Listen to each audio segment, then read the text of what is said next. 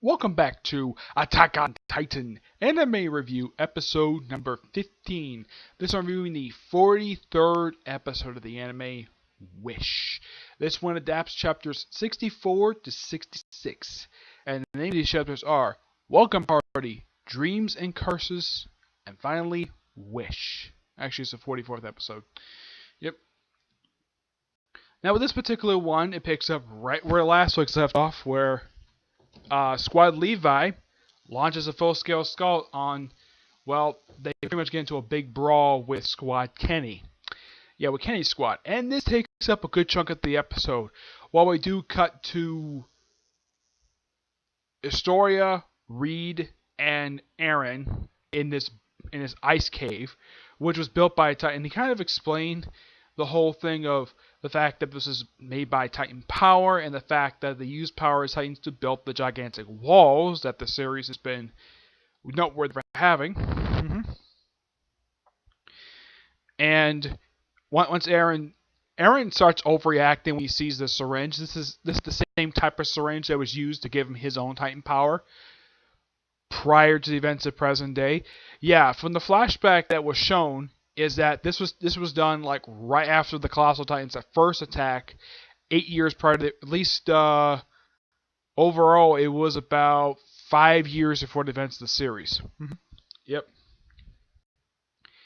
And of course she gets upset by it, and takes the story a while to realize though, yeah, I should not put this in. We also see in flashback, first time in this season, Ymir, though it's a flashback Ymir.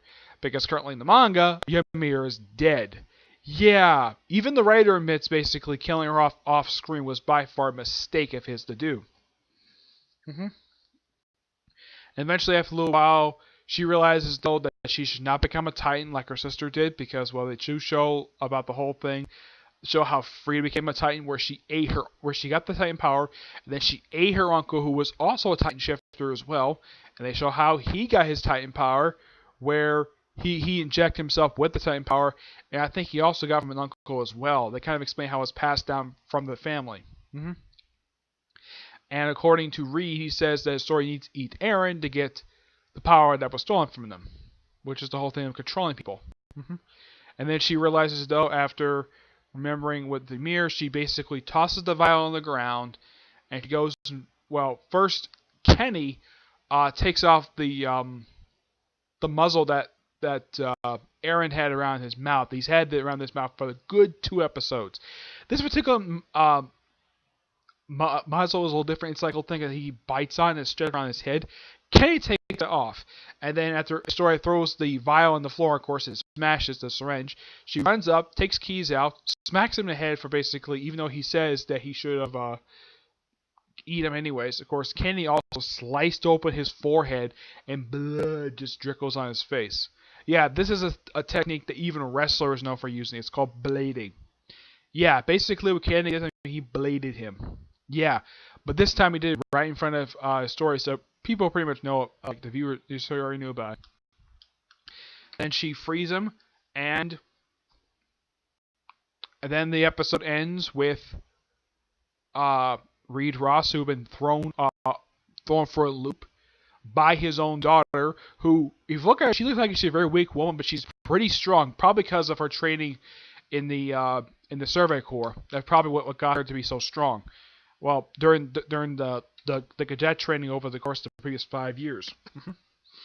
And then, so desperate, he crawls over and he licks the liquid.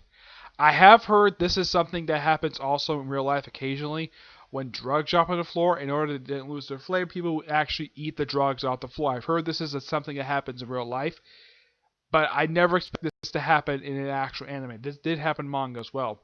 Now, when they show like the fight stuff, when they have Kenny's squad take on Levi's squad, you can definitely tell this sense. Like one guy looked like he got his head chopped off, another one got stabbed, another one got sliced. Hans basically got stabbed in the shoulder. She fell down to the ground. Don't worry, she's still alive. She's not going anywhere. And they're all like shocked at basically how Mitsuka is so freaking strong and able to take out a good chunk of their forces. And yeah, the way they and then when they get back to the way the episode ends, it ends on a cliffhanger when Reed, after he tastes the Titan formula, he transforms to a Titan. A gigantic Titan. Yeah, it was a shocking cliffhanger to say the least. I just point out though that in this episode, when Ken gets Levi's attention, he does it pretty much the same way he does in the premiere. He says, "Yo, Levi," and he says it in English. I'm not kidding. If you listen to how the Japanese actor speaks, he speaks English. I'm not kidding about that. He says few of his lines in English. I was not say "yo" in English, and of course the word Levi. He also says "hey" in English as well. I'm probably thinking a Japanese equivalent to it, but no.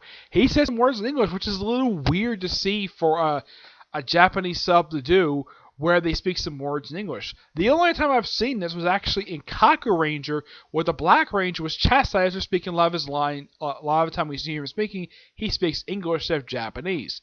He got chastised for that. Yeah. But overall, this was one fantastic episode. And the way it looks, next week looks like it's going to be the finale. Yep, it's going to wrap up. And there's only just about 4 chapters left. Yeah, because this arc ended with chapter number 70. So, my guess is most of the remaining arc will probably, most of what's left of the arc will be adapted next episode. And then the following episode, which is episode number 46, that'll probably be the finale for this particular arc. Basically, this is my personal theory that this arc will wrap up in roughly 2 episodes. Yep, 2 episodes. Yep. Otherwise, though, that's really it. It's like I said, fantastic episode. And yeah, definitely. Now, and also I forgot to mention this. Sasha got a chance to get in the action by firing some arrows. So yeah, she actually injured one of them while saving Connie with one of her arrows. And and they also, before they started their attack, they launched a humongous smoke screen. They're like smoke pellets to use whenever a tank comes around. And they blow up these like little wheels thing, which I think made from the wheels from the carts they brought over with them. Yeah, I'm trying to think though. I think that's it. Yeah. So at least Sasha got a chance to get some action. Heck, even Jean got a chance to slice up some bad guys. Yeah, every single member of Squad Levi got a chance to do something in this episode, which gotta praise it for that. Can't think of anything else though, so yeah. That'll be it for this particular review. My next review I'm planning on doing is a review of the newest chapter, which I think came out just today, of the 7 Deadly Sins.